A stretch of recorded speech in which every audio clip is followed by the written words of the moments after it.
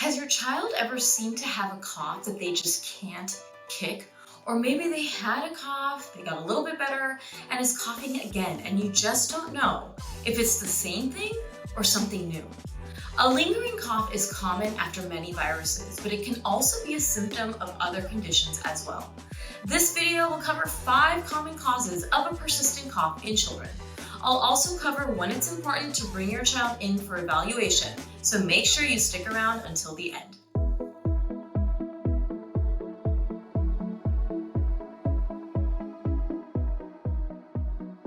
A cough is considered chronic if it lasts for more than 4 weeks in children or 8 weeks in adults. I know, this seems like forever, but coughs are very common in kids, and especially lingering coughs. A lot of viral illnesses present with cough and congestion that typically increase in severity day 4 to day 5 of illness, and then gradually improve over the next few weeks. In general, as long as your child's symptoms are improving in that time frame, it's okay to monitor a lingering cough. Now, if the cough persists beyond 4 weeks, it's important to think about other things that may be causing the cough, because there can sometimes be an underlying issue at hand. Let's talk about those 5 things that can commonly cause a chronic or persistent cough. Most commonly, a reason for a persistent cough can be a child who is getting back-to-back illnesses.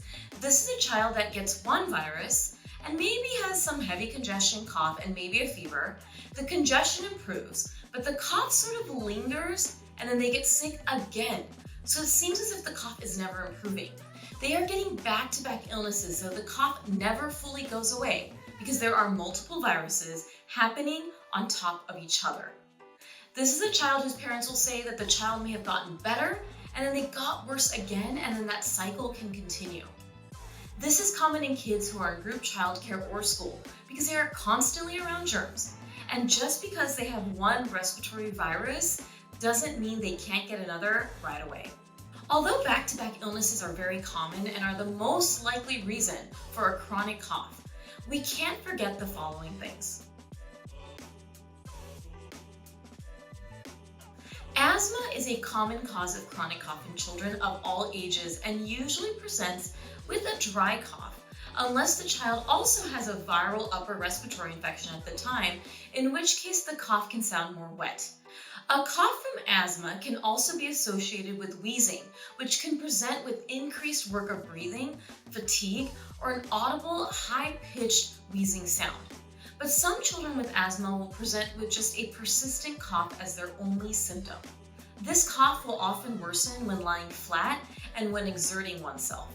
So if you notice your child coughing a lot while running around, the cough is persistent and worse at night and disappears more so during the day or is very minimal, or if the cough is associated with the concern of a wheeze, visit your clinician as asthma may be considered.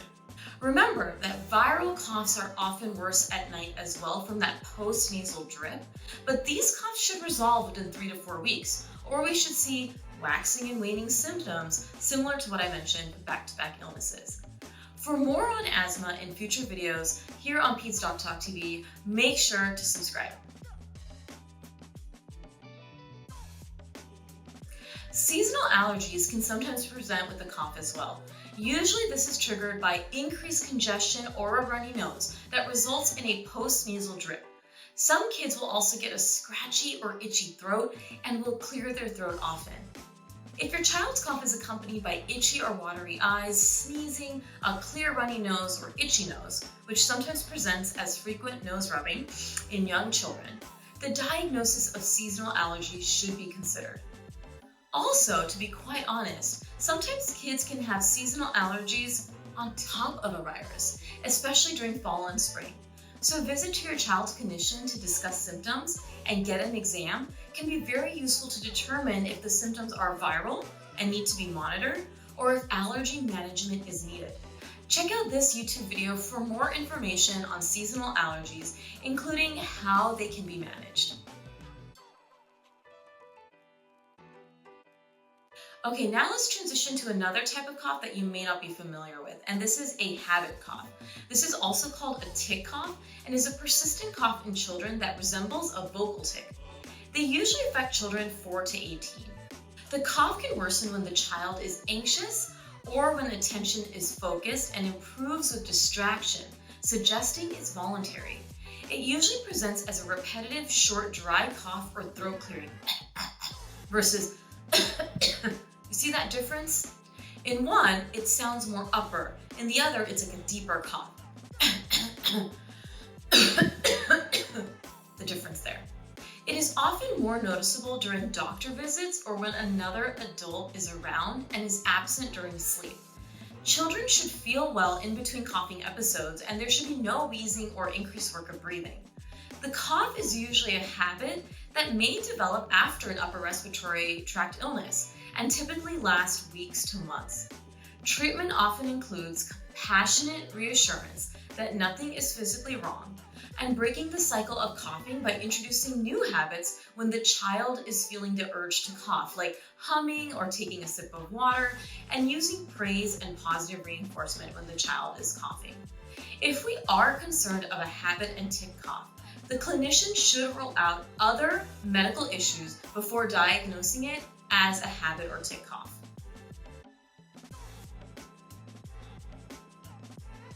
Gastroesophageal reflux disease, or GERD, is a less common but still possible cause of a persistent cough in children.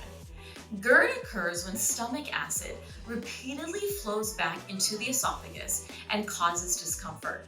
And in some cases, it can stimulate the vocal cords, triggering a cough. In infants, GERD can present with discomfort or fussiness during or after feeds, frequent spit-ups, feeding refusal, and/or poor waking.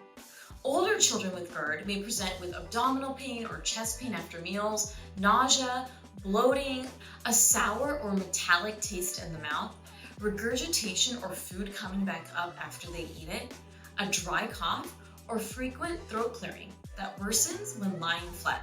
For more information on the difference between normal physiological spit-up and GERD and how to manage GERD in infants, make sure to subscribe to my channel. A new YouTube video with all of this information and more will be posted in the coming months. But there are other things that can be a sign of chronic coughs, but it's your clinician's role to work with you to figure out the cause and if any workup or management is needed. But it's important for you to monitor for the following signs when you're dealing with a chronic cough to know if a visit is warranted. Any difficulty breathing at any point. Signs of this can be nostrils flaring out, skin pulling in and around the ribs, head bobbing with each breath, wheezing or noisy breathing, or cyanosis or blueness noted around the lips or face.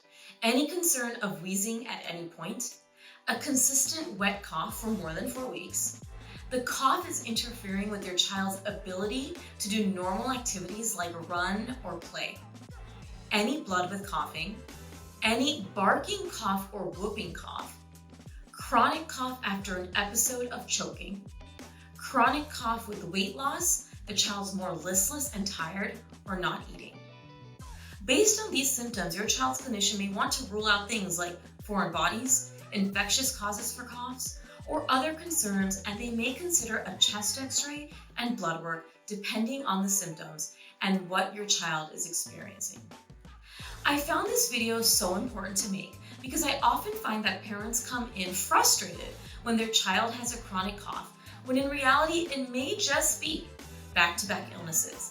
But I think this information is helpful so you know when to be concerned, when to go to your clinician, and also when to advocate when you feel that things may not be right. Has your child had a persistent cough? What ended up being the cause? I'd love to hear about your experiences. Leave comments or questions below. And if you found this information helpful, please like and share this video and make sure to subscribe to be the first to know about any new videos published. I'll see you all next time for another video here on PedsDocTalk TV. Stay well.